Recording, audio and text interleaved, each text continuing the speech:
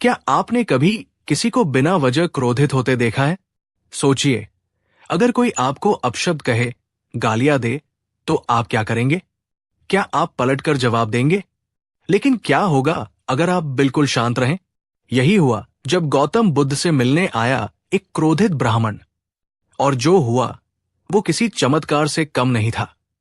एक बार की बात है, मगध राज्य में एक बहुत ही प्रतिष्ठित ब्राह्मण रहता था। उसका नाम था देवराज। लेकिन जितना बड़ा उसका नाम था, उतना ही बड़ा उसका अहंकार भी था। उसे लगता था कि केवल वही सर्वश्रेष्ठ ज्ञानी है और बाकी सब मूर्ख है।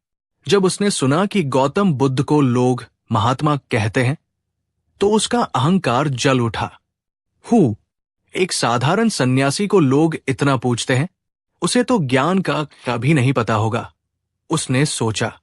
क्रोध से उबलते हुए उसने निश्चय किया कि वो बुद्ध की परीक्षा लेगा और उन्हें नीचा दिखाएगा। अपशब्दों की वर्षा। देवराज बुद्ध के पास पहुंचा, जहां वे अपने शिष्यों को उपदेश दे रहे थे।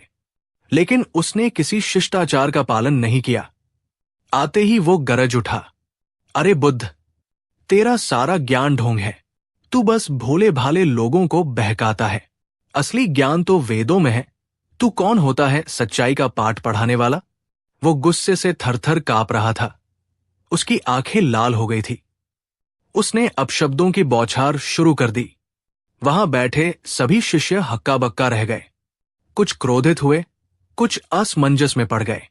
लेकिन बुद्ध, वे तो बस शांत बैठे मुस्कुराते रहे, जैसे कुछ हुआ ही न हो। बुद्ध का रहस्यमय उत्तर। जब ब्राह्मण कुछ देर तक अपशब्द कह चुका, तो बुद्ध ने धीमे स्वर में पूछा, ब्राह्मण, यदि कोई व्यक्ति तुम्हें कोई उपहार दे और तुम उसे स्वीकार न करो, तो वो उपहार किसके पास रह जाता है? ब्राह्मण चौंका। उसे लगा बुद्ध बात बदलने की कोशिश कर रहे हैं, लेकिन उसने झुंझलाते हुए उत्तर दिया, अगर मैं उपहार न लूं, तो वो देने वाले के पास ही रहेगा। ये तो कोई भी जानता है। बुद्ध ने मुस्कुराकर कहा, तो फिर ब्राह्मण, जब मैं तुम्हारी गालियां स्वीकार ही नहीं कर रहा, तो वे किसके पास रह जाएंगी? देवराज की आंखें फैल गई। उसकी जीभ मानो तालू से चिपक गई हो। शिष्यगण भी विस्मय में डूब गए। क्या ये व्यक्ति सच में साधारण सन्यासी है? ये कैसी बुद्धिमत्ता है? लेकिन रुकिए, कहानी यही खत्म नहीं हुई। अचानक ब्राह्मण ने किया कुछ ऐसा जिससे सब चौंक गए। देवराज बुद्ध की इस रहस्यमयी शांति से अंदर तक हिल गया था। परंतु अहंकार इतनी जल्दी कहा जाता है। वह मुस्कुराया, लेकिन इस बार उसकी मुस्कान में कुछ और ही चालाकी थी।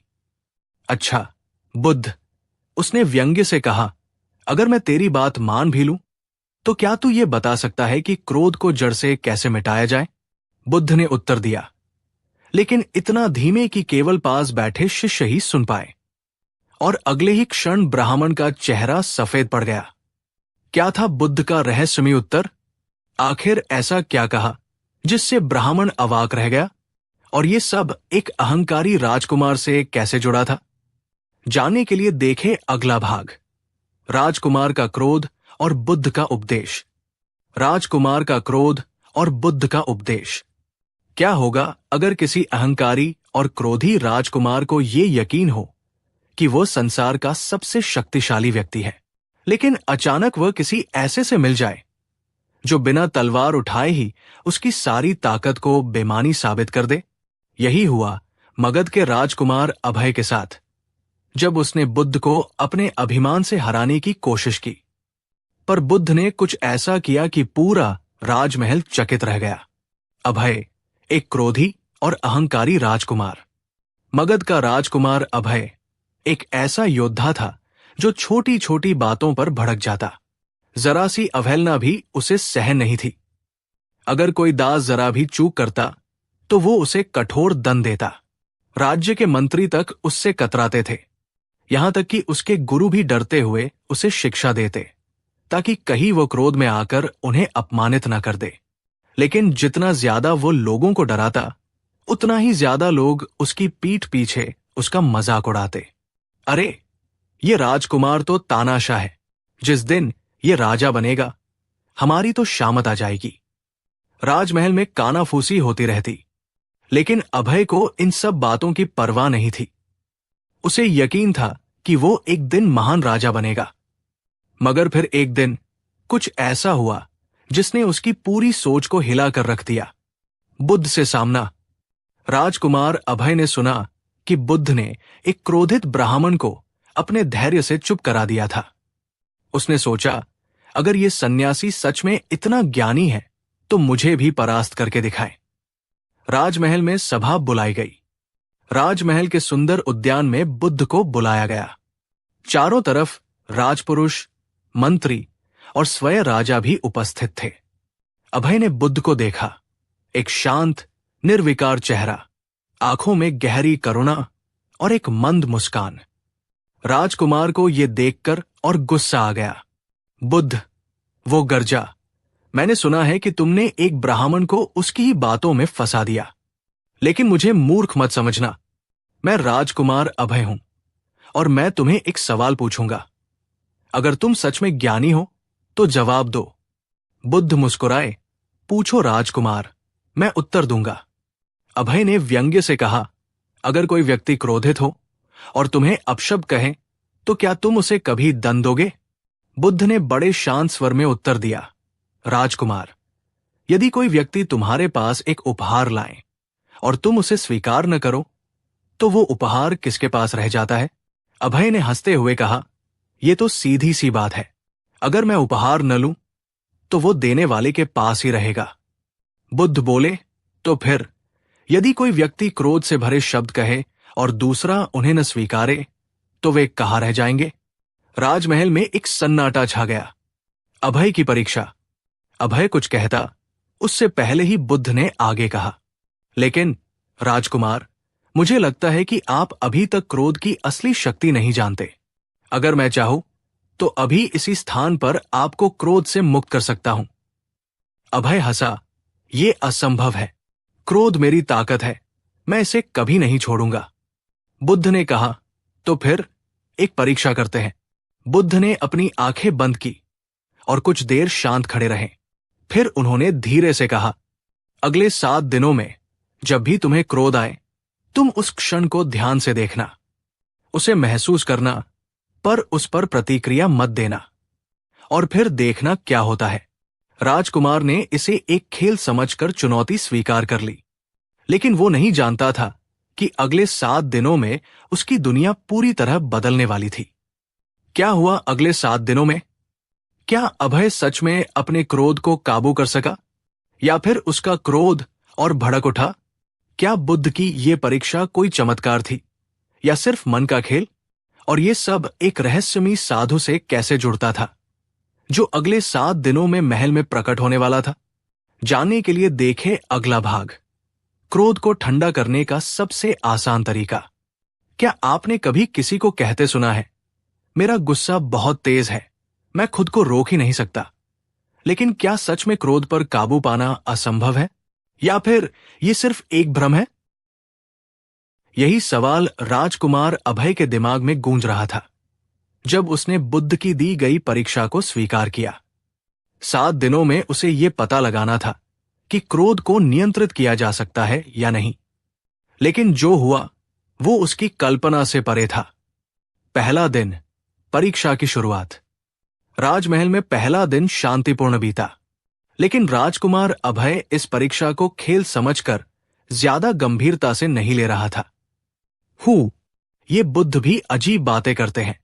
क्रोध पर नियंत्रण, ये कोई तीरंदाजी थोड़ी न है जो साध ली जाए। लेकिन शाम होते होते ही परीक्षा शुरू हो गई।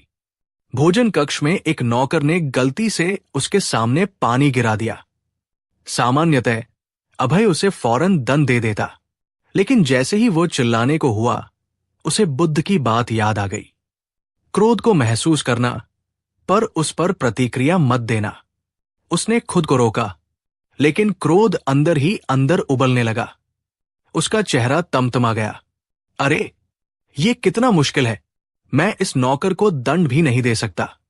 लेकिन जैसे ही उसने कुछ देर खुद को रोका, उसका गुस्सा ठंडा होने लगा। तीसरा दिन, गुस्सा आता कहां से है?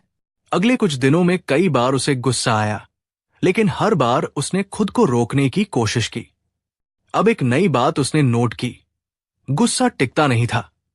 ये क्या है? जब मैं इसे बाहर नहीं निकालता तो ये कुछ ही देर में खुद ही गायब हो जाता है। राजकुमार हैरान था। पर कहानी में ट्विस्ट तब आया जब 5वें दिन महल में रहस्यमयी साधु आया। 5वां दिन, रहस्यमयी साधु का चमत्कार। एक अजीब दिखने वाला, काले वस्त्रों में लिपटा एक साधु राजमहल के द्वार पर आया और बोला, मुझे राजकुमार अभय से मिलना है। अभय को बुलाया गया।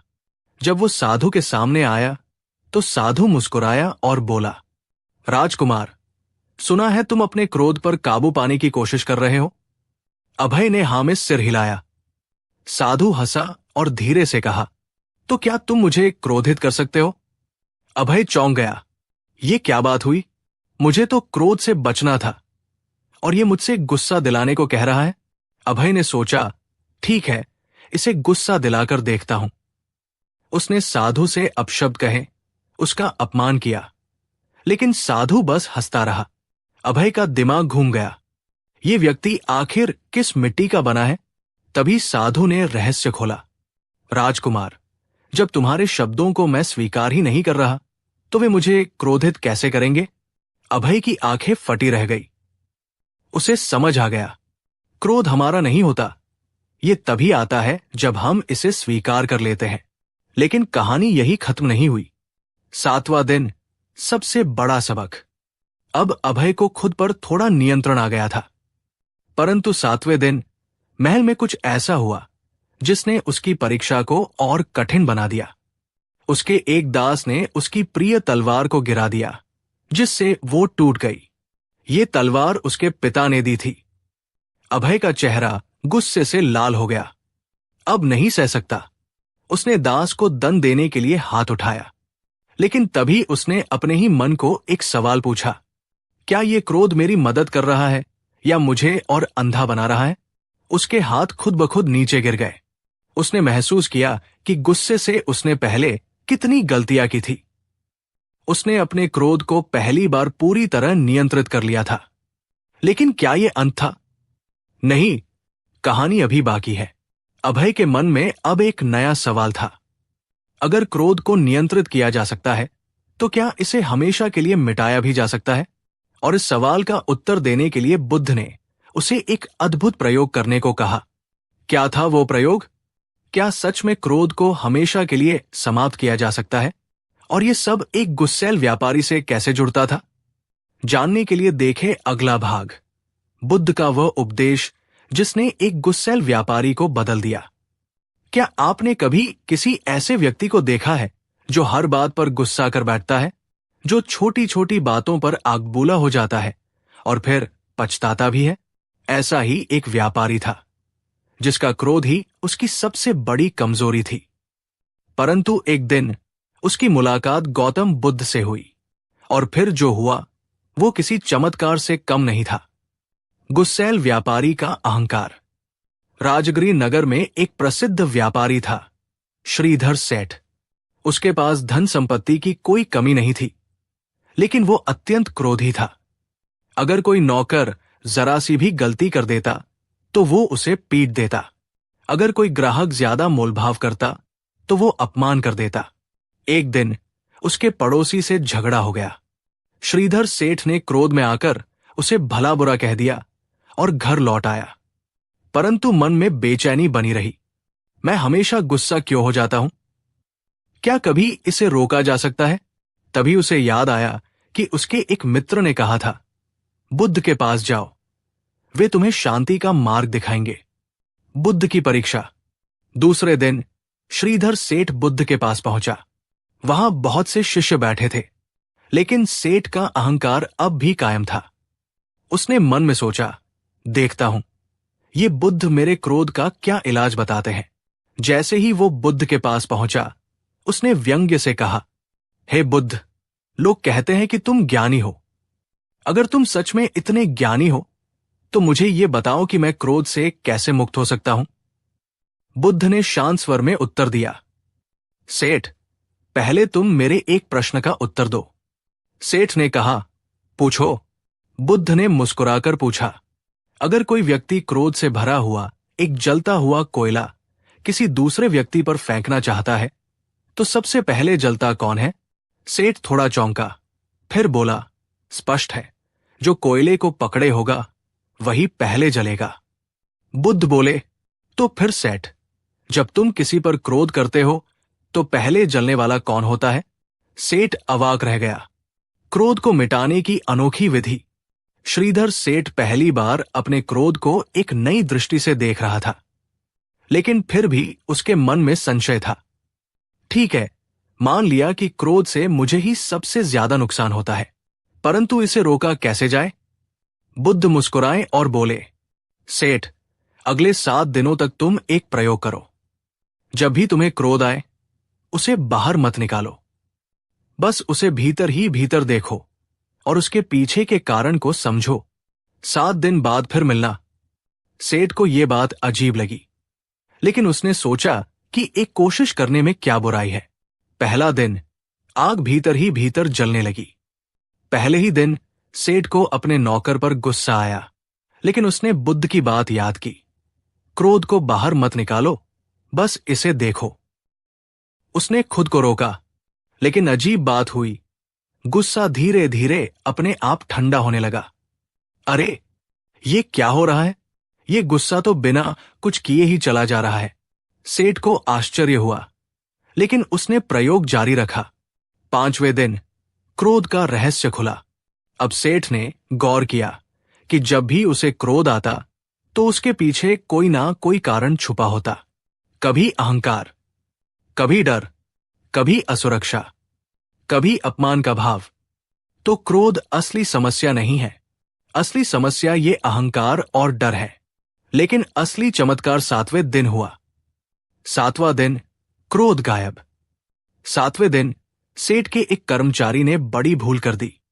पहले तो सेठ का चेहरा लाल हुआ, लेकिन फिर उसे बुद्ध की बात याद आई।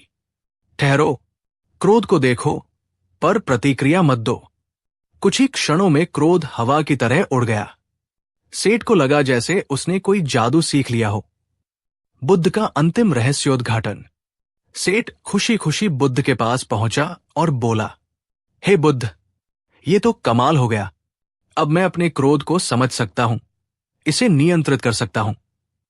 बुद्ध ने मुस्कुराते हुए कहा, शाबाश सेठ, लेकिन क्या तुम जानना चाहते हो कि क्रोध को हमेशा के लिए कैसे मिटाया जाए? सेठ की आंखें चमक उठीं। हां, कृपया मुझे बताइए। बुद्ध ने धीमे से उत्तर दिया, लेकिन उनका उत्तर सुनते ही सेठ के चेहरे का रंग उड़ गया। आखिर ऐसा क्या कहा बुद्ध ने? क्या सच में क्रोध को हमेशा के लिए मिटाया जा सकता है? और ये सब एक अनाथ बालक से कैसे जुड़ा था? जानने के लिए देखें अगला भाग, क्रोध का अंत, बुद्ध की अंतिम सीख। क्या क्रोध सच में हमेशा के लिए मिटाया जा सकता है? क्या कोई ऐसा उपाय है जिससे जीवन में कभी गुस्सा ही ना आए? यही सवाल अब श्रीधर सेठ के मन में गूंज रहा था। 7 दिनों तक उसने बुद्ध की दी हुई विधि को अपनाया और पाया कि क्रोध को रोका जा सकता है, लेकिन वो अब भी पूरी तरह आश्वस्त नहीं था। क्रोध को नियंत्रित करना तो मैंने सीख लिया, पर क्या इसे हमेशा के लिए समाप्त भी किया जा सकता है? बुद्ध मुस्कुराए और बोले, सेठ, इस प्रश्न का उत्तर तुम्हें आज मिलेगा, लेकिन इसके लिए तुम्हें एक कार्य करना होगा। और जो कार्य बुद्ध ने सेठ को सौंपा, उसने सेठ का पूरा जीवन बदल दिया। अनोखा कार्य। बुद्ध ने सेठ से कहा, तुम्हें इस नगर के सबसे क्रोधी व्यक्ति को ढूंढना है और उसके साथ 3 दिन बिताने हैं। बस उसे देखना, पर उसकी किसी भी बात का उत्तर नहीं देना। सेठ ने सोचा, यह काम मुश्किल तो है, लेकिन असंभव नहीं। उसने नगर में पूछताछ शुरू की। जल्दी ही उसे पता चला कि शहर में एक अनाथ बालक रहता था, जो हर छोटी छोटी बात पर गुस्सा हो जाता था। क्रोधी बालक की परीक्षा। सेठ उस बालक के पास पहुंचा।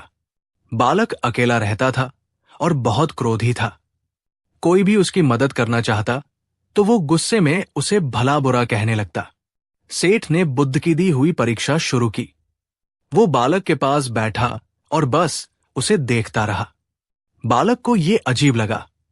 उसने सेठ को धक्का दिया, गालियां दी, पत्थर तक फेंका, लेकिन सेठ ने बुद्ध की सीख को याद रखा।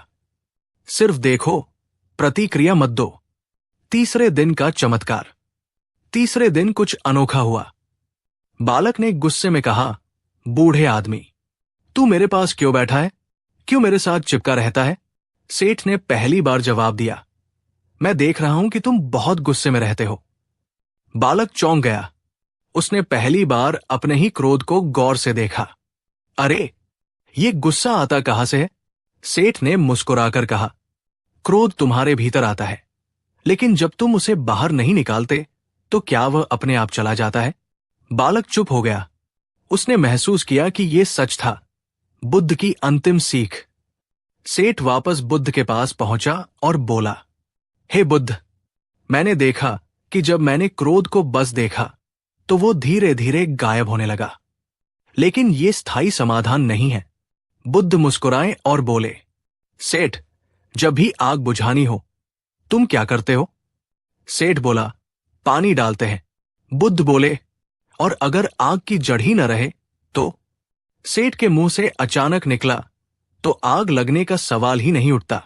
बुद्ध ने कहा, तो क्रोध की जड़ को ही मिटा दो। और इसकी जड़ क्या है? अहंकार, स्वार्थ, अपमान का भय और अज्ञान। सेठ अब सब समझ चुका था। अगर मैं अपने अहंकार और भय को मिटा दूं तो क्रोध खुद ब खुद समाप्त हो जाएगा। उस दिन से सेठ पूरी तरह बदल गया। लेकिन क्या यह कहानी यही समाप्त होती है? नहीं, अब एक नया प्रश्न सामने आया। अगर क्रोध की जड़ अहंकार और स्वार्थ है तो इन्हें कैसे मिटाया जाए? और इसके उत्तर के लिए बुद्ध ने सेठ को एक रहस्यमयी जंगल में भेजा, जहां उसे एक अद्भुत साधु मिलने वाला था। आखिर कौन था वह साधु? क्या सेठ सच में अहंकार और स्वार्थ से मुक्त हो पाया? और ये सब एक भूखे भिक्षु से कैसे जुड़ा था? जानने के लिए देखें अगला भाग, अहंकार का अंत, बुद्ध की अंतिम परीक्षा। क्या सच में अहंकार को पूरी तरह मिटाया जा सकता है? अगर हां, तो कैसे? यही प्रश्न अब श्रीधर सेठ के मन में गूंज रहा था। बुद्ध ने उसे समझा दिया था कि क्रोध की जड़ अहंकार, स्वार्थ और अपमान का भय है। लेकिन अब सवाल यह था कि इनसे छुटकारा कैसे पाया जाए? बुद्ध मुस्कुराए और बोले, सेठ, तुम्हें इसका उत्तर तभी मिलेगा जब तुम एक रहस्यमयी जंगल में जाओगे और वहां के साधु से मिलोगे। सेठ को लगा यह कोई साधारण परीक्षा नहीं है, लेकिन उसने बुद्ध का आदेश स्वीकार किया और जंगल की ओर चल पड़ा। परंतु वो नहीं जानता था कि जो कुछ वहां होने वाला था वो उसकी सोच से भी परे था। जंगल का रहस्य। सेठ कई घंटों तक चलते चलते एक घने जंगल में पहुंच गया। वहां उसने एक कुटिया देखी जिसमें एक साधु ध्यान में लीन था। सेठ ने साधु से विनम्रता से कहा, मुझे अहंकार से मुक्त होने का उपाय चाहिए। साधु ने आंखें खोली और कहा, अगर उपाय चाहिए तो 3 दिन तक इस जंगल में रहो और जो भी घटे बस उसे स्वीकार करो। सेठ ने हामी भर दी, लेकिन उसे अंदाजा भी नहीं था कि आगे क्या होने वाला है। पहला दिन, घमंड की परीक्षा। सुबह होते ही एक भूखा भिक्षु वहां आया। उसने सेठ से भोजन मांगा। सेठ मन ही मन सोचने लगा, मैं एक अमीर सेठ हूं, यहां मेरे पास ज्यादा कुछ नहीं है, मैं इसे अपना भोजन क्यों दूं? लेकिन उसे बुद्ध की बात याद आई, बस जो घटे उसे स्वीकार करो। उसने अपने पास रखा हुआ भोजन भिक्षु को दे दिया और खुद भूखा रह गया। परंतु असली परीक्षा अगली सुबह आई। दूसरा दिन, अपमान का घूंट। सुबह सेठ नहा रहा था, तभी जंगल के कुछ गडरिये आए और उसे देखकर हंसने लगे। अरे, ये कौन मूर्ख है जो जंगल में बैठा है? लगता है किसी ने इसे लूट लिया है। वे सेठ का मजाक उड़ाने लगे। पहले तो सेठ का खून खौलने लगा। मुझे मूर्ख कह रहे हैं? अगर मैं चाहता तो इन सबको दंड दे सकता था। लेकिन तभी उसे बुद्ध की सीख याद आई, बस देखो पर प्रतिक्रिया मत दो। उसने खुद को रोक लिया और चुपचाप सुनता रहा। धीरे धीरे उसका गुस्सा शांत हो गया। तीसरा दिन, सबसे कठिन परीक्षा। अब सेठ को लगने लगा कि वो अहंकार और अपमान को सहना सीख गया है। लेकिन तीसरे दिन की परीक्षा सबसे कठिन थी। सुबह सुबह वही साधु आया और गुस्से में बोला, सेठ, तुम अब तक यही क्यों बैठे हो? क्या तुम इतने मूर्ख हो कि तुम्हें कुछ समझ नहीं आता? सेठ अचंभित रह गया। ये क्या हो रहा है? ये तो वही साधु है जिसने मुझे यहां बुलाया था। साधु ने फिर डांटा, तुम्हारा घमंड अभी भी गया नहीं।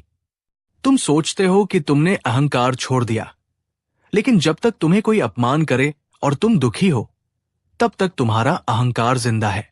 सेठ को अब सच्चाई समझ में आ गई। जब तक मैं खुद को एक विशेष व्यक्ति समझूंगा, तब तक अहंकार बना रहेगा। अहंकार का पूर्ण अंत। अब सेठ पूरी तरह बदल चुका था। उसने सिर झुका लिया और साधु के चरणों में गिर गया। हे साधु, अब मैं समझ गया। अहंकार तब तक रहेगा जब तक मैं खुद को दूसरों से अलग समझता रहूंगा। साधु मुस्कुराए और बोले, बिल्कुल सही।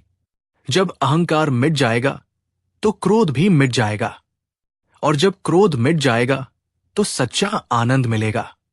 लेकिन क्या यह अंत था? नहीं, अब सेठ को अंतिम परीक्षा देनी थी। अगर अहंकार समाप्त हो जाए तो असली आनंद कहां मिलता है? और इसके उत्तर के लिए बुद्ध ने उसे एक गरीब किसान के पास भेजा, जिसने उसे एक अनोखा रहस्य बताया। आखिर कौन था वह किसान? क्या सच्चा आनंद किसी बाहरी चीज में है या भीतर ही भीतर? और यह सब एक टूटी हुई मिट्टी की हांडी से कैसे जुड़ा था? जानने के लिए देखें अगला भाग, सच्चे आनंद का रहस्य, बुद्ध की अंतिम सीख। क्या आपने कभी सोचा है कि सच्चा आनंद कहां मिलता है? धन में, प्रसिद्धि में, परिवार में, या कुछ और? श्रीधर सेठ ने बुद्ध से क्रोध और अहंकार को मिटाने का उपाय सीख लिया था, लेकिन अब उसका मन बेचैन था। अगर क्रोध मिट चुका है, अहंकार समाप्त हो गया है, तो क्या अब मैं पूरी तरह सुखी हूं? लेकिन अंदर से कोई उत्तर नहीं मिला। बुद्ध मुस्कुराए और बोले, सेठ, अगर तुम सच्चे आनंद को खोजना चाहते हो तो तुम्हें एक गरीब किसान से मिलना होगा। कौन था वह किसान? और वो ऐसा क्या जानता था जो बुद्ध भी सेठ को सीधे नहीं बता रहे थे? यही जानने के लिए सेठ ने अपनी यात्रा शुरू की। गरीब किसान और टूटी हुई हांडी। बुद्ध ने सेठ को एक गांव भेजा, जहां एक गरीब किसान रामू रहता था। रामू के पास न कोई धन था, न जमीन। वो दूसरों के खेतों में काम करता था और मुश्किल से गुजारा चलता था। सेठ ने सोचा, ये व्यक्ति इतना गरीब है, फिर भी इसे सच्चे आनंद का रहस्य कैसे पता होगा? उसने रामू से पूछा, रामू भाई, क्या तुम सच में खुश हो? रामू हंसा और बोला, हां सेठ जी, मैं बहुत खुश हूं। सेठ को यकीन नहीं हुआ, पर तुम्हारे पास तो कुछ भी नहीं है, फिर तुम्हें खुशी कैसे मिलती है? रामू ने मुस्कुराकर पास रखी एक टूटी हुई मिट्टी की हांडी उठाई और बोला, सेठ जी, मेरी कहानी सुनिए। खुशी की पहली परीक्षा। रामू ने बताया, कुछ साल पहले मेरे पास एक ही मिट्टी की हांडी थी। मैं उसी में खाना बनाता था, पानी पीता था और उसी में दाल चावल रखता था। एक दिन मेरी हांडी टूट गई। मैं बहुत रोया, गुस्सा भी आया, क्योंकि मेरे पास नई हांडी लेने के पैसे नहीं थे। सेठ को सुनकर अजीब लगा। एक हांडी के टूटने से कोई इतना परेशान क्यों हो जाएगा? रामू आगे बोला, फिर मैंने सोचा, क्या मेरी खुशी सिर्फ इस हांडी पर निर्भर है? अगर ये हांडी न रही तो क्या मैं हमेशा दुखी रहूंगा? और तभी मुझे एहसास हुआ, मेरी खुशी हांडी में नहीं थी, वो मेरे मन में थी। खुशी का दूसरा रहस्य। सेठ अब भी संतुष्ट नहीं हुआ। पर रामू, अगर खुशी मन में है तो फिर लोग दुखी क्यों होते हैं? रामू ने हंसते हुए कहा, क्योंकि हम चीजों को अपना मान लेते हैं। अगर मैंने ये मान लिया कि ये हांडी मेरी थी और मैं इसे कभी खोना नहीं चाहता, तो उसके टूटने पर दुख होगा ही। लेकिन अगर मैं ये समझ जाऊं कि कुछ भी हमेशा के लिए नहीं रहता, तो मुझे दुख नहीं होगा। खुशी का अंतिम रहस्य। अब सेठ को कुछ समझ आने लगा था। तो तुम कहना चाहते हो कि अगर मैं किसी भी चीज से बंध जाऊं तो दुख होगा? रामू ने सिर हिलाया। हां सेठ जी, जब आप किसी चीज, किसी व्यक्ति, किसी विचार या किसी पहचान से चिपक जाते हैं, तो डर और दुख अपने आप आ जाता है। लेकिन जब आप समझ जाते हैं कि ये सब अस्थायी है, तो आपको खुशी अपने अंदर से ही मिलती है। बुद्ध की अंतिम सीख। अब सेठ वापस बुद्ध के पास पहुंचा। हे बुद्ध, अब मैं समझ गया कि सच्चा आनंद कहीं बाहर नहीं, बल्कि अपने मन की स्वतंत्रता में है। जब तक हम चीजों से बंधे रहेंगे, दुख बना रहेगा। बुद्ध मुस्कुराए और बोले, शाबाश सेठ, अब तुम जान चुके हो कि सच्ची खुशी स्वतंत्रता में है, पकड़ में नहीं। सेठ अब पूरी तरह बदल चुका था। वो अब किसी भी चीज से न डरता था, न गुस्सा करता था, न अहंकार करता था, और सबसे बड़ी बात, वो अब हमेशा खुश रहता था। पर क्या ये अंत था? नहीं। अब एक नया प्रश्न सामने आया। अगर जीवन में कुछ भी स्थायी नहीं है, तो फिर जीवन का असली उद्देश्य क्या है? और इसके उत्तर के लिए बुद्ध ने सेठ को एक आखिरी चुनौती दी, सच्ची करुणा की परीक्षा। आखिर क्या थी ये परीक्षा? क्या करुणा ही जीवन का अंतिम उद्देश्य है? और ये सब एक भूखे कुत्ते से कैसे जुड़ा था? जानने के लिए देखें अगला भाग, सच्ची करुणा की परीक्षा, बुद्ध की अंतिम चुनौती। अगर सच्चा आनंद किसी भी चीज से न बंधने में है, तो फिर जीवन का असली उद्देश्य क्या है? यही सवाल अब श्रीधर सेठ के मन में गूंज रहा था। बुद्ध ने उसे क्रोध पर विजय पाना सिखाया, फिर अहंकार से मुक्त होने की राह दिखाई। इसके बाद सच्चे आनंद का रहस्य समझाया। लेकिन अब उसकी आखिरी परीक्षा बाकी थी, सच्ची करुणा की परीक्षा। और इस बार बुद्ध ने उसे कोई सीधा जवाब नहीं दिया, बल्कि कहा, अगर तुम जीवन का उद्देश्य समझना चाहते हो, तो जाओ और उस भूखे कुत्ते की सेवा करो जो नगर के बाहर मरने की कगार पर है। कुत्ता? श्रीधर सेठ को कुछ समझ नहीं आया, लेकिन उसने बुद्ध की आज्ञा स्वीकार की और नगर के बाहर उस कुत्ते को ढूंढने निकल पड़ा। परंतु उसे अंदाजा भी नहीं था कि ये परीक्षा उसकी सोच से भी कठिन होने वाली थी। भूखे कुत्ते की परीक्षा। नगर के बाहर एक कंकाल सा दुबला पतला कुत्ता पड़ा था। वो भूखा, कमजोर और बीमार था। शरीर पर घाव थे और कोई भी उसके पास नहीं जाता था। सेठ को दया आ गई। अरे, ये तो मर जाएगा, मुझे इसे बचाना चाहिए। सेठ जल्दी से पास के बाजार गया, रोटी और दूध लेकर आया और कुत्ते के सामने रख दिया। लेकिन तभी कुछ अजीब हुआ। कुत्ते ने खाना नहीं खाया। सेठ को आश्चर्य हुआ। अरे, ये तो भूखा है, फिर भी क्यों नहीं खा रहा? तभी उसने गौर किया, कुत्ते के मुंह में घाव थे, वो खा नहीं सकता था। अब क्या किया जाए? पहला त्याग, अपनी घृणा छोड़ो। सेठ सोच में पड़ गया। अगर इसे खाना खिलाना है, तो मुझे खुद अपने हाथों से इसे खिलाना होगा। पर यह विचार आते ही उसे घिन आने लगी। मैं एक अमीर सेठ हूं। ये गंदा, बीमार कुत्ता, इसकी लार, इसकी बदबू, मैं इसे अपने हाथों से कैसे खिला सकता हूं? उसका मन मना कर रहा था, लेकिन फिर उसे बुद्ध की बात याद आई। करुणा का अर्थ है अपने अहंकार और पसंद नापसंद को त्याग देना। सेठ ने गहरी सांस ली। उसने अपना रुमाल निकाला, दूध में भिगोया और कुत्ते के मुंह में धीरे धीरे निचोड़ने लगा। कुत्ता धीरे धीरे दूध पीने लगा। सेठ को पहली बार सच्ची करुणा का अनुभव हुआ। दूसरी परीक्षा, समाज की परवाह मत करो। तभी कुछ राहगीर वहां से गुजरे। एक आदमी हंसते हुए बोला, अरे, ये अमीर सेठ अब कुत्तों को दूध पिलाने लगा। दूसरा बोला, लगता है इसका दिमाग खराब हो गया है, ऐसे आवारा कुत्तों को पालने से कोई पुण्य नहीं मिलेगा। सेठ ने पहले की तरह गुस्से से जवाब देने की कोशिश की, लेकिन फिर उसे एहसास हुआ, अगर मैं सच्चा दयालु हूं, तो मुझे किसी की परवाह क्यों करनी चाहिए? उसने कोई जवाब नहीं दिया, बस शांति से कुत्ते को दूध पिलाता रहा। करुणा की अंतिम परीक्षा। कई दिन बीत गए।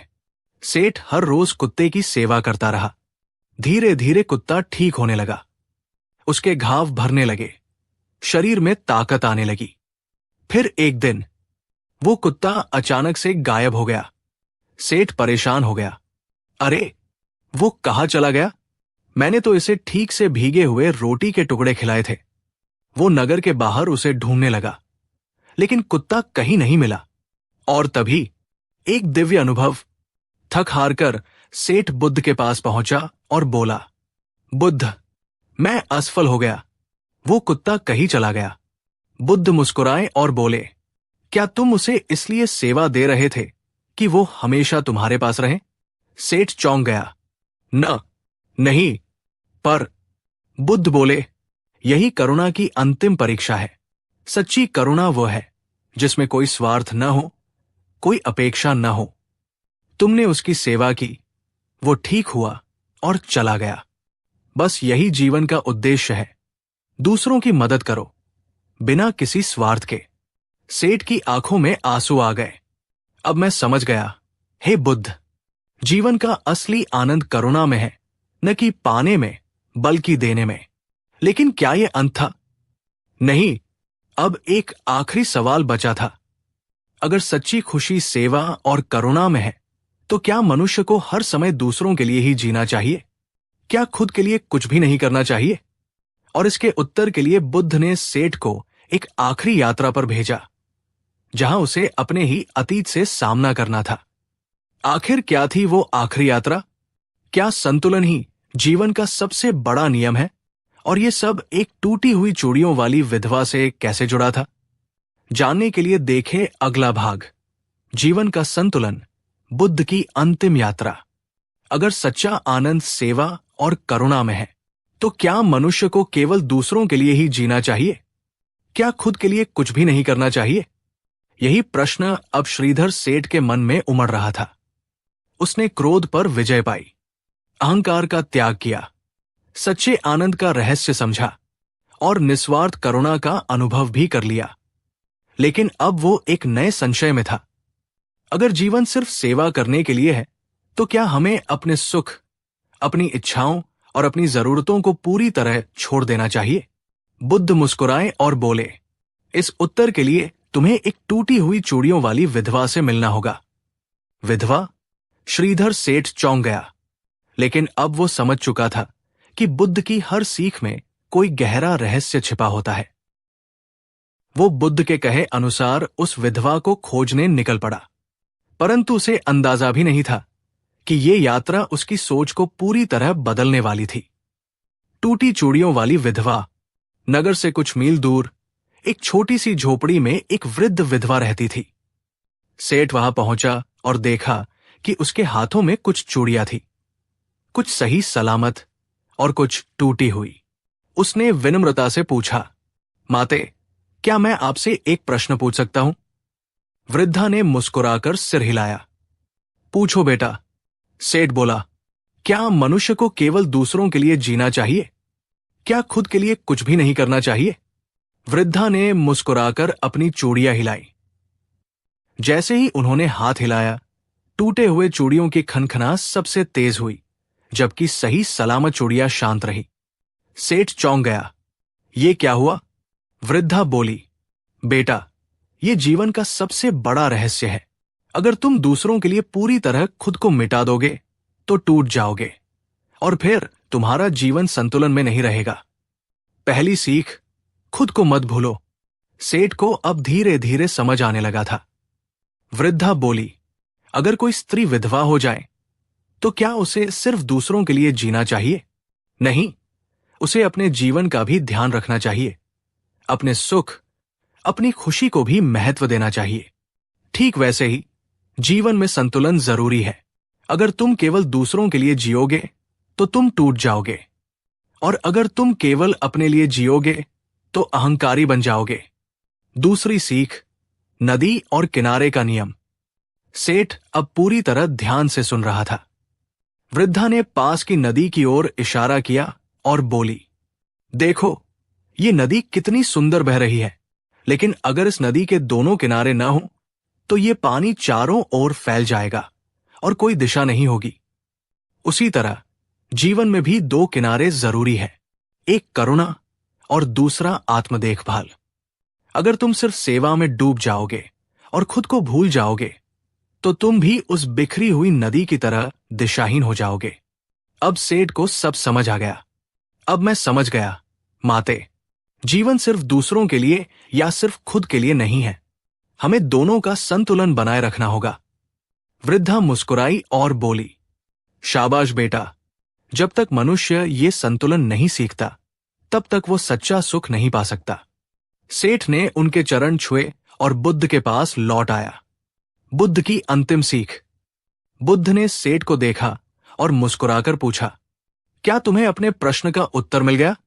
सेठ ने सिर झुका लिया और कहा, हां, हे बुद्ध, अब मुझे समझ में आ गया कि जीवन का असली सुख करुणा और आत्म देखभाल के बीच संतुलन में है। अगर हम सिर्फ दूसरों के लिए जिएंगे तो खुद को खो देंगे, और अगर हम सिर्फ अपने लिए जिएंगे तो अहंकार में डूब जाएंगे। लेकिन जब हम दोनों का संतुलन बनाए रखते हैं तब हम सच्चे आनंद को प्राप्त कर सकते हैं। बुद्ध मुस्कुराए और बोले, यही जीवन की अंतिम सीख है। लेकिन क्या ये अंत था? नहीं, अब आखिरी प्रश्न बचा था। अगर जीवन में संतुलन ही सबसे जरूरी है तो ये संतुलन बनाए रखने का सबसे सरल उपाय क्या है? और इसके उत्तर के लिए बुद्ध ने सेठ को सबसे अंतिम और सबसे कठिन चुनौती दी, मौन की शक्ति। आखिर क्या थी ये चुनौती? क्या मौन ही हर समस्या का हल है?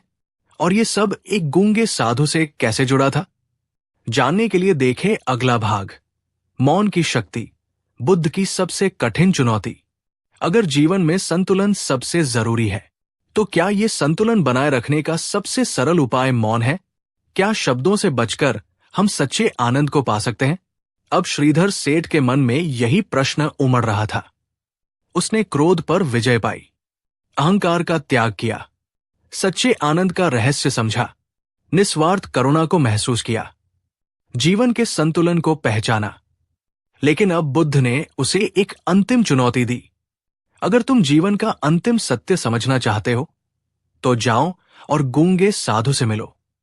गूंगा साधु? अब ये कौन था? सेठ को कुछ समझ नहीं आया, लेकिन वो बुद्ध के कहे अनुसार उस रहस्यमयी साधु को खोजने निकल पड़ा। परंतु उसे अंदाजा भी नहीं था कि ये यात्रा उसके संपूर्ण अस्तित्व को हिलाकर रख देगी। गूंगा साधु और रहस्यमयी जंगल। नगर से दूर एक घने जंगल के बीच एक साधु ध्यान में बैठा था। वो न कुछ बोलता था, न किसी से कोई इशारा करता था, बस एक गहरी शांति में खोया रहता था। सेठ उसके पास गया और हाथ जोड़कर बोला, हे महात्मा, मैं जीवन का अंतिम सत्य जानना चाहता हूं, कृपया मेरा मार्गदर्शन करें। साधु ने कोई उत्तर नहीं दिया।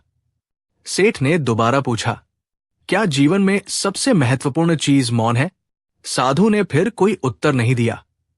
सेठ ने हताश होकर कहा, अगर आप कुछ कहेंगे ही नहीं तो मैं सीखूंगा कैसे? तभी साधु ने अपनी उंगली से एक संकेत किया। वो आकाश की ओर इशारा कर रहे थे। पहली सीख, मौन ही सबसे बड़ी वाणी है। सेठ ने ऊपर देखा। सूरज चुपचाप चमक रहा था। हवा बिना कोई शब्द किए बह रही थी। नदी बिना बोले अपनी राह पर बह रही थी। साधु अब भी चुप थे, लेकिन सेठ के मन में अचानक गहरी शांति उतरने लगी। मैं समझ गया, साधु कुछ नहीं बोलते क्योंकि मौन ही सबसे गहरी शिक्षा देता है। शब्द भ्रम पैदा कर सकते हैं, लेकिन मौन सत्य की ओर ले जाता है। अब उसे धीरे धीरे एहसास हो रहा था कि कभी कभी शब्दों से ज्यादा ताकत चुप रहने में होती है। दूसरी सीख, सही समय पर बोलो, सही समय पर चुप रहो। लेकिन तभी जंगल में एक विचित्र घटना घटी। अचानक एक शिकारी अपने शिकार की खोज में वहां आया। उसने साधु को देखा और पूछा, हे महात्मा, क्या आपने इस रास्ते से एक हिरण को जाते हुए देखा है? साधु चुप रहे। शिकारी ने फिर पूछा, क्या आप गूंगे हैं? साधु अब भी मौन रहे।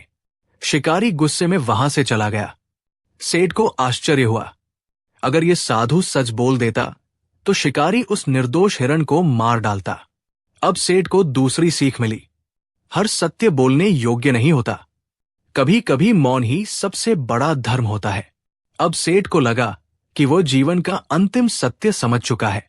वो बुद्ध के पास लौटा और बोला, हे बुद्ध, अब मैं समझ गया कि मौन ही सबसे बड़ा साधन है। अगर हम बेकार के झगड़ों से बचना चाहते हैं तो हमें मौन अपनाना चाहिए। अगर हम सच्चा ज्ञान चाहते हैं तो शब्दों से ज्यादा ध्यान मौन पर देना चाहिए। बुद्ध मुस्कुराए और बोले, क्या तुम सच में सब कुछ समझ गए? सेठ ने गर्व से सिर हिलाया। हां गुरुदेव। लेकिन तभी बुद्ध ने एक चौंकाने वाला सवाल पूछा, अगर मौन ही सबसे बड़ी शक्ति है तो क्या इंसान को हमेशा चुप ही रहना चाहिए? सेठ अवाक रह गया।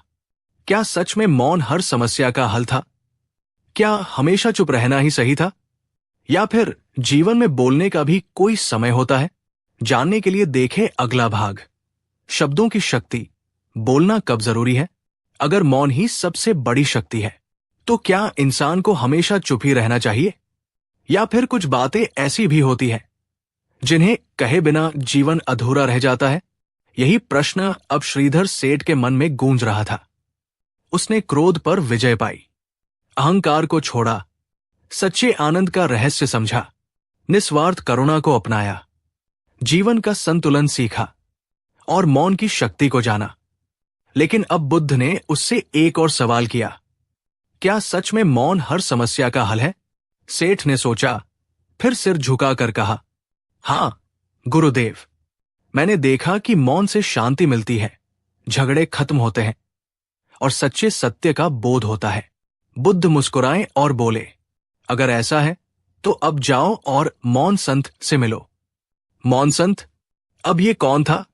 सेठ को कुछ समझ नहीं आया, लेकिन अब वो जान चुका था कि बुद्ध की हर सीख के पीछे कोई गहरा रहस्य छिपा होता है।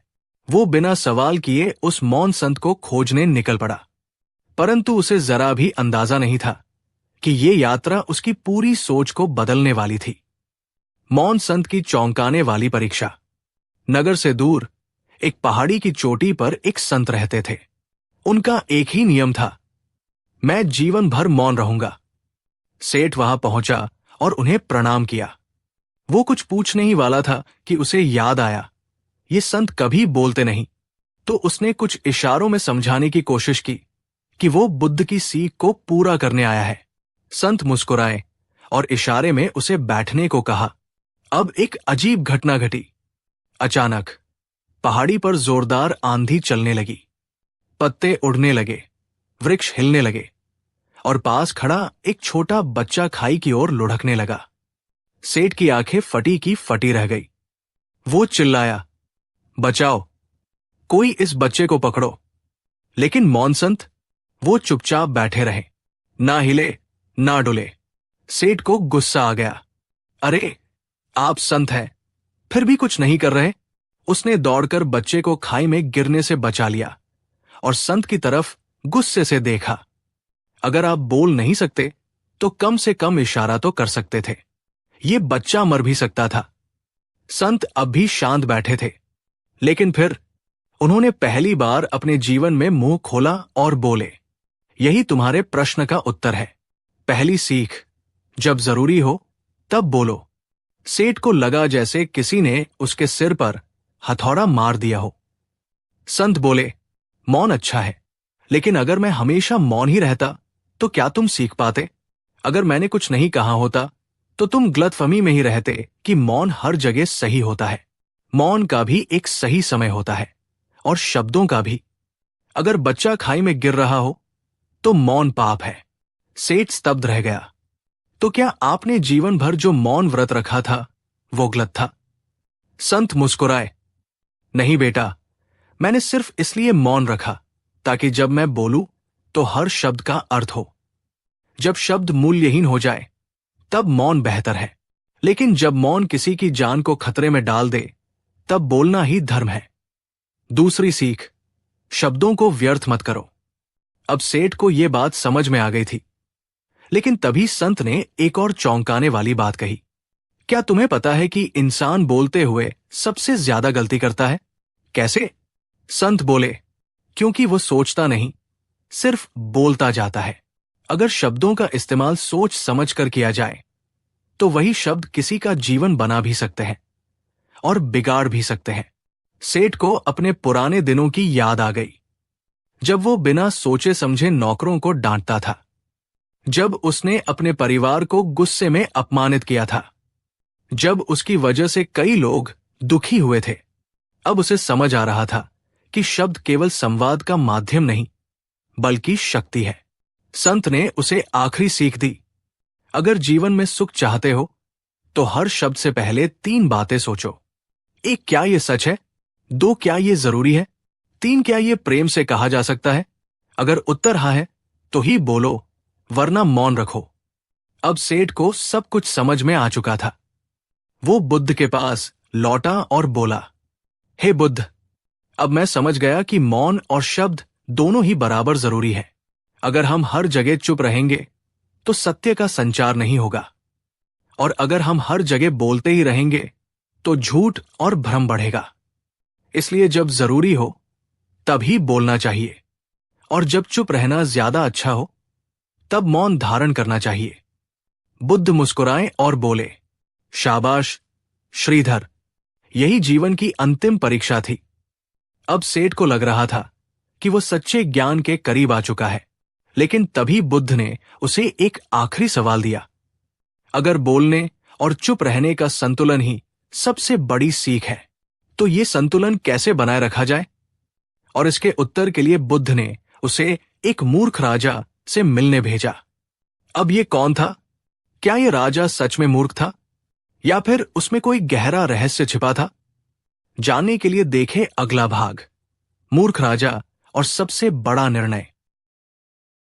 अगर जीवन में सही बोलना और सही समय पर मौन रहना सबसे बड़ा ज्ञान है, तो ये संतुलन बनाए कैसे रखा जाए? कैसे तय किया जाए कि कब बोलना है और कब चुप रहना है? यही प्रश्न अब श्रीधर सेठ के मन में गूंज रहा था। उसने क्रोध पर विजय पाई, अहंकार को छोड़ा, सच्चे आनंद का रहस्य समझा, निस्वार्थ करुणा को अपनाया, जीवन का संतुलन सीखा, मौन की शक्ति को जाना और शब्दों की महत्ता को पहचाना। लेकिन जब बुद्ध ने उससे पूछा कि इस संतुलन को बनाए रखने का सही तरीका क्या है, तो वो निरुत्तर रह गया। बुद्ध मुस्कुराए और बोले, अगर तुम इस प्रश्न का उत्तर खोजना चाहते हो तो जाओ और मूर्ख राजा से मिलो। मूर्ख राजा? अब ये कौन था? सेठ को कुछ समझ नहीं आया, लेकिन अब वो जान चुका था कि बुद्ध की हर सीख के पीछे कोई गहरा रहस्य छिपा होता है। वो बिना सवाल किए उस राजा को खोजने निकल पड़ा, परंतु उसे जरा भी अंदाजा नहीं था कि इस बार की यात्रा उसके पूरे जीवन की सोच को बदल देगी। मूर्ख राजा और उसका विचित्र दरबार। नगर से दूर एक राज्य था, जहां का राजा अपनी मूर्खता के लिए प्रसिद्ध था। कहा जाता था कि वो निर्णय तो बहुत तेजी से लेता था, लेकिन हर बार गलत फैसला करता था।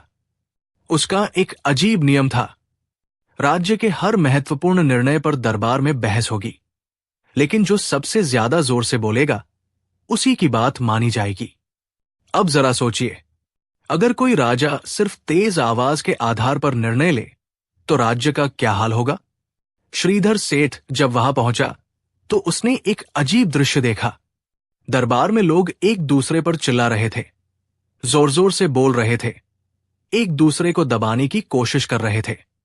कोई कह रहा था सेना बढ़ाई जाए, कोई चिल्ला रहा था कर घटाया जाए, कोई चिल्ला रहा था दूध और शहद की नदियां बहाई जाए। और राजा, वो सबसे ज्यादा शोर मचाने वाले की बात मान रहा था। सेठ को यह देखकर अजीब लगा। यह कैसा न्याय है? पहली सीख, शोर सबसे बड़ा सत्य नहीं होता। तभी राजा के दरबार में एक किसान आया। वो बहुत परेशान था। उसने राजा से विनती की, महाराज, मेरा खेत एक साहूकार ने जबरदस्ती हड़प लिया है, कृपया न्याय करें। लेकिन तभी साहूकार जोर से चिल्लाया, ये झूठा है, ये मेरा खेत है। दरबारियों ने भी साहूकार की हां में हां मिलाई, क्योंकि वो सबसे जोर से बोल रहा था। राजा ने बिना कुछ सोचे समझे फैसला सुनाया, साहूकार सही कह रहा है, किसान को दंड दिया जाए। सेठ ये देखकर हैरान रह गया। अगर कोई व्यक्ति सच बोले लेकिन शांत स्वर में बोले तो क्या उसका सच झूठ बन जाएगा? अब सेठ को समझ में आया कि बोलने से जरूरी यह है कि कौन बोल रहा है, क्या बोल रहा है और क्यों बोल रहा है। दूसरी सीख, जब तक सही और गलत को नहीं समझोगे तब तक सही निर्णय नहीं ले सकते। अब सेठ को एक और सवाल सताने लगा। अगर राजा शोर के आधार पर निर्णय ले रहा है तो क्या इसका मतलब यह है कि हमें भी सिर्फ जोर से बोलना आना चाहिए? तभी एक और घटना घटी। दरबार में एक बुद्धिमान मंत्री आया। उसने धीरे से कहा, महाराज, कृपया थोड़ा धैर्य रखें और हर पक्ष की बात ध्यान से सुने, तब आप सही निर्णय ले सकेंगे। लेकिन राजा ने उसकी बात को अनसुना कर दिया और किसी और के चिल्लाने वाले सुझाव को मान लिया। अब मंत्री चुप हो गया, परंतु अगले ही दिन राज्य में बगावत हो गई। गलत निर्णयों की वजह से प्रजा नाराज हो चुकी थी। राजा को अब समझ में नहीं आ रहा था कि क्या करे। अब उसने अपने मंत्री को बुलाया और पूछा, मंत्री जी, अब क्या किया जाए? मंत्री ने मुस्कुराते हुए जवाब दिया, महाराज, अब आपको सही और गलत में फर्क समझना ही होगा। सही निर्णय केवल शोर से नहीं लिए जा सकते, बल्कि सही सोच से लिए जाते हैं। अब राजा को अपनी भूल का एहसास हुआ। सेठ को अब सब कुछ समझ में आ गया था। वो बुद्ध के पास लौटा और बोला, हे बुद्ध, अब मैं समझ गया कि न तो हमेशा चुप रहना सही है और नहीं सिर्फ शोर मचाना। अगर इंसान को सही निर्णय लेना है तो उसे मौन और शब्दों के बीच का संतुलन सीखना होगा। अगर हमें सच्चा ज्ञान चाहिए तो हमें शांति से सुनना होगा, और अगर हमें न्याय चाहिए तो हमें सही समय पर सही शब्दों का उपयोग करना होगा। बुद्ध मुस्कुराए और बोले, अब तुम्हारी परीक्षा पूरी हुई श्रीधर। यही जीवन का सबसे बड़ा सत्य है। मौन और शब्दों का संतुलन ही सबसे बड़ा ज्ञान है। लेकिन तभी बुद्ध ने उससे एक और प्रश्न पूछा, अब तक तुमने जो सीखा वो व्यक्तिगत जीवन के लिए था, परंतु क्या तुम जानते हो कि यही सिद्धांत एक पूरे समाज को कैसे बदल सकता है? श्रीधर चौंक गया। क्या ये ज्ञान सिर्फ व्यक्ति के लिए था, या फिर समाज भी इस सीख से बदल सकता था? जानने के लिए देखें अगला भाग, समाज को बदलने का सबसे बड़ा रहस्य। अगर सही समय पर सही शब्द बोलना ही सबसे बड़ा ज्ञान है, तो क्या यही ज्ञान पूरे समाज को बदल सकता है? क्या एक अकेला इंसान पूरी दुनिया को सही दिशा में मोड़ सकता है? बुद्ध ने श्रीधर सेठ से यही सवाल किया। सेठ अब तक कई गूढ़ रहस्यों को समझ चुका था। क्रोध से मुक्त होना, अहंकार त्यागना, मौन की शक्ति जानना और शब्दों का सही उपयोग करना। लेकिन अब वो एक गहरी उलझन में था। गुरुदेव, मैं तो अपने जीवन में संतुलन बना सकता हूं, लेकिन अगर पूरा समाज गलत दिशा में चल रहा हो तो एक व्यक्ति क्या कर सकता है? बुद्ध मुस्कुराए और बोले, अगर तुम ये उत्तर पाना चाहते हो तो जाओ और भूखे नगर की यात्रा करो। भूखा नगर? अब ये कौन सा स्थान था? सेठ को फिर से एक नई यात्रा पर निकलना पड़ा, परंतु उसे जरा भी अंदाजा नहीं था कि ये यात्रा उसकी सोच को पूरी तरह बदल कर रख देगी। भूखे नगर का अजीब नियम। श्रीधर सेठ चलते चलते एक अजीब नगर में पहुंचा। वहां के लोग बहुत दुर्बल और बीमार दिख रहे थे। चेहरे पर थकान थी, आंखों में उदासी थी और शरीर पर हड्डियां झलक रही थी। सेठ को यह देखकर आश्चर्य हुआ। यह नगर इतना समृद्ध दिख रहा है, फिर भी लोग भूखे क्यों हैं? उसने एक राहगीर से पूछा, भाई, इस नगर में लोग इतने भूखे और कमजोर क्यों हैं? राहगीर ने निराश होकर जवाब दिया, क्योंकि हमारे राजा ने एक विचित्र नियम बना दिया है। कैसा नियम? हर व्यक्ति को केवल उतना ही खाना मिलेगा जितना वह दूसरों को देगा। सेठ को यह सुनकर बड़ा अजीब लगा। मतलब?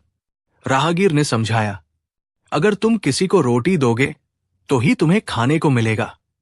अगर तुम किसी को कुछ नहीं दोगे तो तुम्हें भी कुछ नहीं मिलेगा। अब सेठ को समझ में आया कि यह नगर भूखा क्यों था। हर व्यक्ति यही सोच रहा था, पहले मुझे मिले, फिर मैं दूसरों को दूंगा। लेकिन चूंकि कोई पहले देने को तैयार नहीं था, इसलिए कोई भी खाना नहीं पा रहा था। पहली सीख, जब कोई पहल नहीं करता तो पूरा समाज मरने लगता है। अब सेठ को याद आया कि बुद्ध ने क्या कहा था, अगर एक व्यक्ति चाहे तो पूरा समाज बदल सकता है। लेकिन यहां तो हर कोई यही सोच रहा था कि पहले कोई और शुरू करे। सेठ को लगा कि अगर एक भी व्यक्ति पहल कर दे तो ये नगर भूखमरी से बच सकता है। तो उसने खुद ही एक योजना बनाई। वो एक गरीब भिखारी के पास गया और उसे अपनी थैली से रोटी दी। और जैसे ही उसने भिखारी को रोटी दी, एक अजीब बात हुई। पास खड़ा एक सैनिक ये देखकर हैरान रह गया। उसने तुरंत अपनी जेब से कुछ सिक्के निकाले और पास के बच्चे को दे दिए। फिर किसी और ने अपने पास की बची हुई दाल एक बुजुर्ग को दी। धीरे धीरे एक के बाद एक लोगों ने देना शुरू किया और चमत्कार होने लगा। हर किसी को बदले में खाना मिलने लगा। नगर के लोग जो इतने दिन से भूखे थे, अचानक तृप्त होने लगे।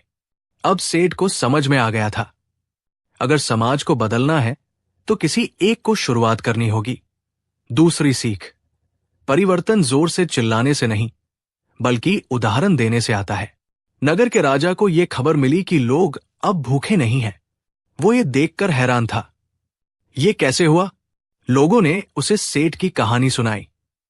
राजा ने सेठ को दरबार में बुलाया और पूछा, तुमने ऐसा कैसे किया?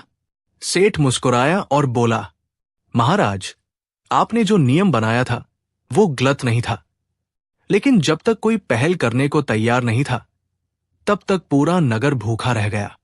हर कोई यही सोच रहा था कि पहले उसे कुछ मिले, लेकिन जब कोई पहल नहीं करता तो पूरा समाज नष्ट होने लगता है। राजा ने सिर झुका लिया। तो तुम्हारा कहना है कि अगर समाज को सही दिशा में मोड़ना है तो किसी एक को आगे आना होगा?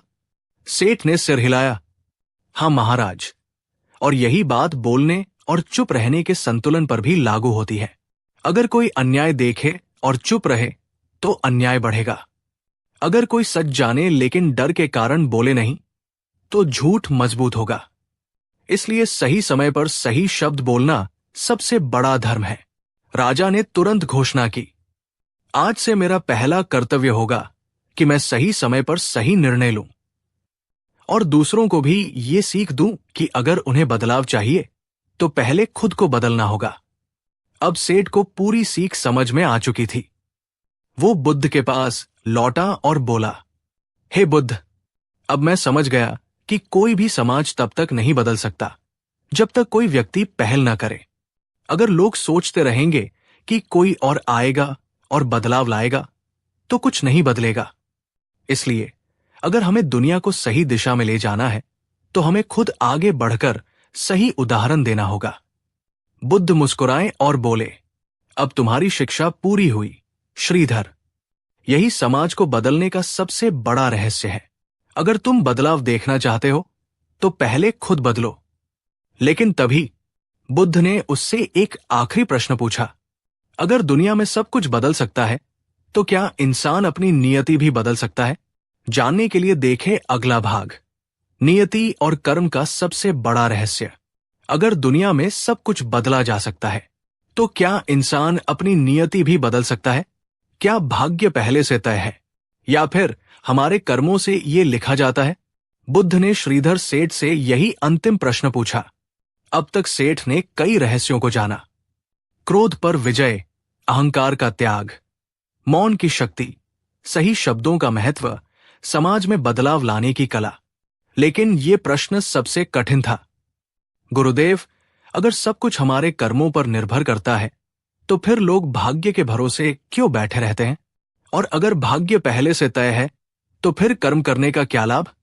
बुद्ध मुस्कुराए और बोले, इसका उत्तर तुम्हें तभी मिलेगा जब तुम बदनसीब आदमी से मिलोगे। बदनसीब आदमी? अब ये कौन था? सेठ को फिर एक नई यात्रा पर निकलना पड़ा, परंतु इस बार जो उसने देखा वो उसकी सोच से भी परे था। बदनसीब आदमी और 4 बार मरने की कहानी। सेठ चलता चलता एक गांव पहुंचा। वहां उसने देखा कि एक आदमी सड़क किनारे बैठा जोर जोर से रो रहा था। चेहरा धूल से भरा था, कपड़े फटे हुए थे और आंखों में निराशा झलक रही थी। सेठ ने उससे पूछा, भाई, तुम कौन हो और क्यों रो रहे हो? आदमी ने सिर उठाया और कहा, मैं इस संसार का सबसे बड़ा बदनसीब इंसान हूं। मेरी किस्मत इतनी खराब है कि मैं 4 बार मर चुका हूं। सेठ ये सुनकर हैरान रह गया। 4 बार मर चुके हो? ये कैसे संभव है? आदमी ने अपनी कहानी सुनानी शुरू की। पहली मौत। जब मैं अमीर था। पहले मैं बहुत अमीर था। मेरा व्यापार दूर दूर तक फैला था। पर मुझे अपने भाग्य पर इतना घमंड हो गया कि मैंने मेहनत करना छोड़ दिया। मैं सोचता था कि मेरी किस्मत अच्छी है, इसलिए बिना काम किए भी धन आता रहेगा। लेकिन धीरे धीरे व्यापार गिरने लगा, कर्मचारी छोड़कर चले गए और मैं कंगाल हो गया। इस तरह मेरी पहली मौत हुई, मेरी अमीरी की मौत। दूसरी मौत। जब मैं राजा के दरबार में पहुंचा। कंगाल होने के बाद मैं एक राजा के दरबार में पहुंचा। राजा मुझसे बहुत प्रभावित हुआ और मुझे मंत्री बना दिया। लेकिन मैंने फिर भाग्य पर भरोसा किया और सोचा कि मंत्री बन गया हूं, अब मेहनत की जरूरत नहीं। धीरे धीरे राजा को मेरी नालायकी का एहसास हुआ और उसने मुझे दरबार से निकाल दिया। इस तरह मेरी दूसरी मौत हुई, मेरे सम्मान की मौत। तीसरी मौत। जब मैं संत बन गया। दरबार से निकाले जाने के बाद मैंने सोचा कि अब धन और सम्मान मेरे भाग्य में नहीं है, तो क्यों न सन्यासी बन जाऊं। मैं एक जंगल में गया और ध्यान लगाने का नाटक करने लगा। लोग मुझे महान संत समझकर मेरे पास दान दक्षिणा लाने लगे। फिर एक दिन असली संत आ गए और उन्होंने मेरी पोल खोल दी। लोगों ने मुझे पाखंडी कहकर भगा दिया।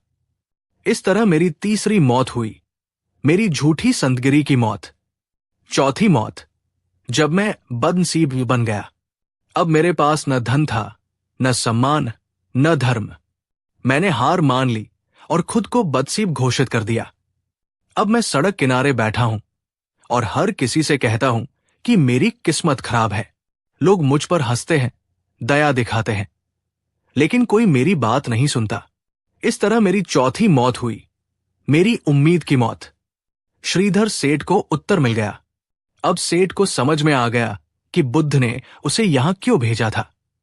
उसने बदनसीब आदमी से कहा, भाई, तुम्हारी किस्मत खराब नहीं थी, तुम्हारे कर्म खराब थे। पहले तुमने आलस्य किया, इसलिए अमीरी खोई। फिर तुमने मूर्खता की, इसलिए सम्मान खोया। फिर तुमने पाखंड किया, इसलिए धर्म खोया। अब तुमने हार मान ली, इसलिए उम्मीद खो दी। अगर तुम अपने कर्म बदलते तो तुम्हारी नियति भी बदल जाती। आदमी ये सुनकर सोच में पड़ गया। बुद्ध की अंतिम सीख, नियति हमारे कर्मों से ही बनती है। श्रीधर सेठ जब बुद्ध के पास लौटा तो उसने उन्हें सारी बात बताई। हे बुद्ध, अब मैं समझ गया कि इंसान की किस्मत पहले से लिखी नहीं होती, बल्कि वह अपने कर्मों से अपनी तकदीर खुद लिखता है। अगर कोई मेहनत करता है तो अमीर बनता है। अगर कोई सत्य और न्याय के मार्ग पर चलता है तो सम्मान पाता है। अगर कोई दूसरों की भलाई करता है तो उसे सच्चा धर्म मिलता है। और अगर कोई कभी हार नहीं मानता तो उसकी उम्मीद कभी नहीं मरती। बुद्ध ने सिर हिलाया और बोले, श्रीधर, यही कर्म और भाग्य का सबसे बड़ा रहस्य है। तुम जो बोओगे वही पाओगे। लेकिन तभी बुद्ध ने उससे एक और प्रश्न पूछा, अगर कर्म ही सब कुछ है तो फिर कुछ लोग मेहनत करने के बावजूद सफल क्यों नहीं होते? जानने के लिए देखें अगला भाग, मेहनत का रहस्य और असली सफलता की कुंजी। अगर मेहनत करने से ही सफलता मिलती तो क्या हर मेहनती इंसान सफल होता? कुछ लोग रात दिन मेहनत करते हैं फिर भी असफल क्यों रहते हैं, और कुछ लोग कम मेहनत में भी सफलता पा लेते हैं। ऐसा कैसे? बुद्ध ने श्रीधर सेठ से यही अगला प्रश्न पूछा। अब तक सेठ ने कई रहस्यों को जाना। क्रोध पर विजय, समाज में बदलाव लाने की कला, नियति और कर्म का संबंध। लेकिन इस बार सवाल और भी पेचीदा था। गुरुदेव, अगर मेहनत ही सब कुछ है तो फिर मेहनती किसान गरीब क्यों रहते हैं? अगर कर्मों से ही भाग्य बदलता है तो कई लोग जी-जान से मेहनत करने के बावजूद हार क्यों जाते हैं? बुद्ध मुस्कुराए और बोले, इसका उत्तर तुम्हें तभी मिलेगा जब तुम नटवर सेठ से मिलोगे। नटवर सेठ? अब ये कौन था? श्रीधर सेठ को फिर एक नई यात्रा पर निकलना पड़ा। लेकिन इस बार जो उसने देखा वो उसके होश उड़ा देने वाला था। नटवर सेठ और 3 असफलताओं की कहानी। श्रीधर सेठ एक नगर पहुंचा जहां नटवर सेठ नामक एक धनी व्यापारी रहता था। वह एक शानदार महल में रहता था। उसके पास कई हाथी घोड़े थे और उसका व्यापार दूर दूर तक फैला था। लेकिन एक अजीब बात थी। हर कोई कहता था कि नटवर सेठ 3 बार असफल हो चुका था। श्रीधर सेठ ने सोचा, अगर वो 3 बार असफल हुआ तो अब इतना अमीर कैसे है? उसने नटवर सेठ से पूछा, सेठ जी, मैंने सुना है कि आप 3 बार बर्बाद हो चुके हैं, फिर भी आज सबसे बड़े व्यापारी हैं। ऐसा कैसे? नटवर सेठ मुस्कुराया और बोला, हाँ भाई, मैं 3 बार असफल हुआ, लेकिन हर बार मैंने एक नई सीख सीखी। अगर तुम भी सफल होना चाहते हो तो मेरी 3 असफलताओं की कहानी सुनो। पहली असफलता, जब मैंने सिर्फ मेहनत पर भरोसा किया। पहले मैं दिन रात मेहनत करता था। मैंने अपनी पहली दुकान खोली और खुद ही हर काम करता था। माल उठाना, बेचना, हिसाब किताब रखना, सब कुछ। लेकिन जल्द ही मैं बीमार पड़ गया, क्योंकि शरीर की भी एक सीमा होती है। मेरी दुकान बंद हो गई और मैं कर्ज में डूब गया। सीख, सिर्फ मेहनत करने से कुछ नहीं होता, सही रणनीति भी जरूरी होती है। दूसरी असफलता, जब मैंने गलत लोगों पर भरोसा किया। दूसरी बार मैंने व्यापार में साझेदारी की।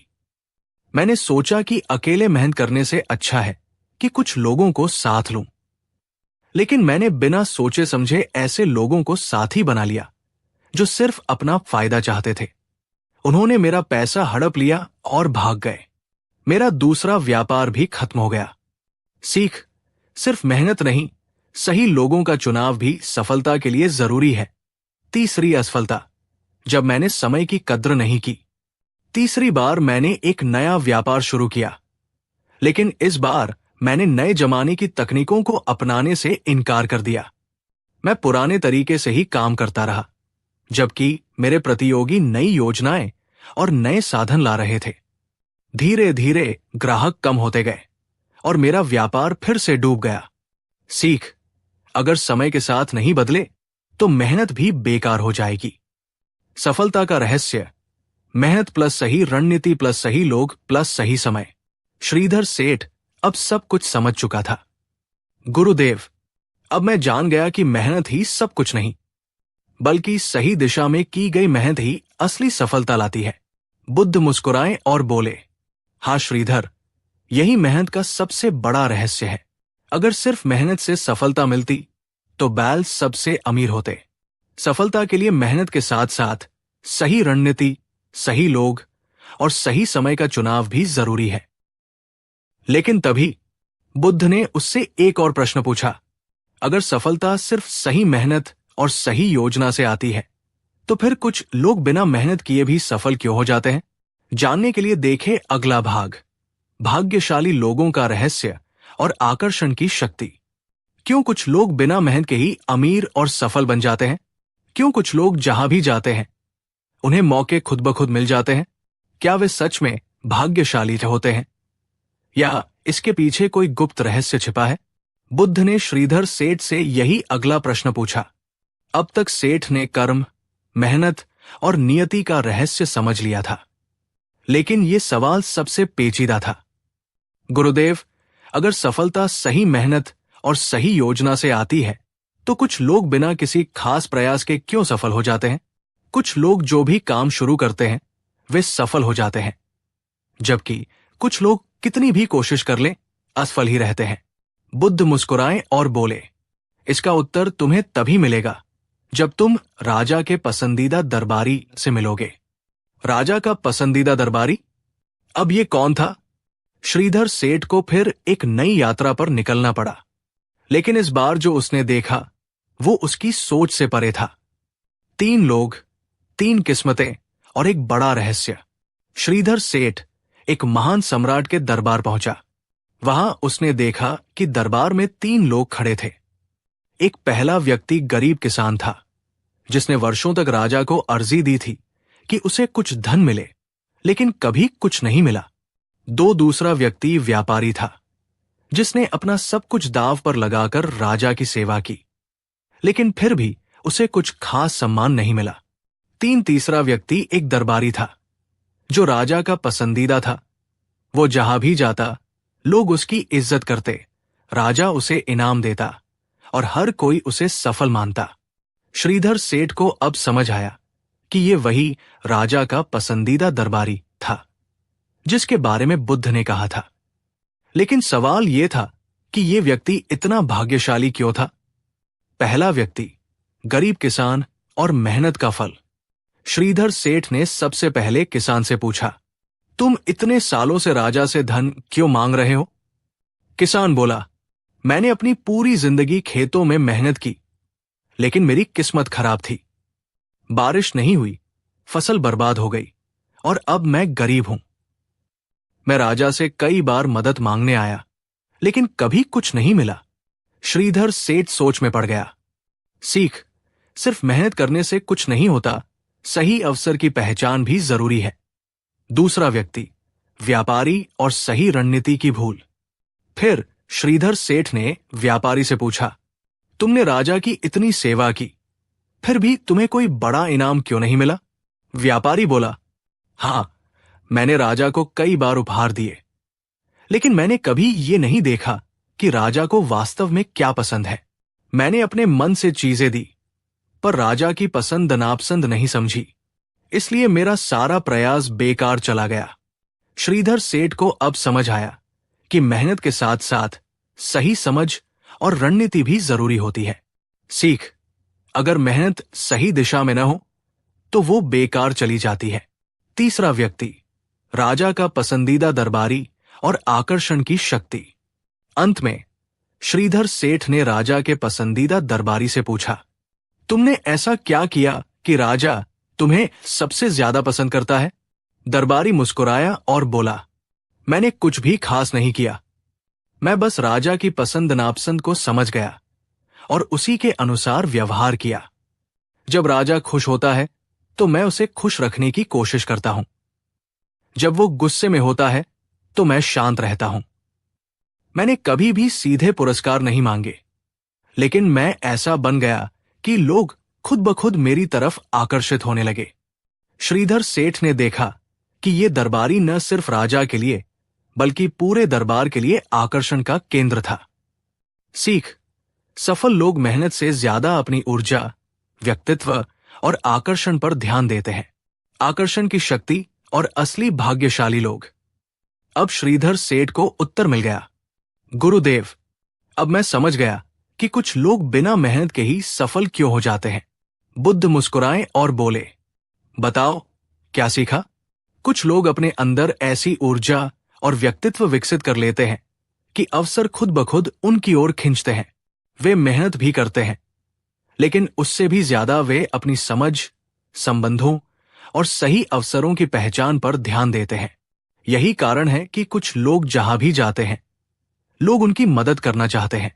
बुद्ध ने सिर हिलाया और बोले, हाँ श्रीधर, यही आकर्षण की रहस्यमयी शक्ति है। अगर तुम चाहते हो कि सफलता खुद तुम्हारे पास आए, तो खुद को ऐसा बनाओ कि दुनिया तुम्हारी ओर खींचने लगे।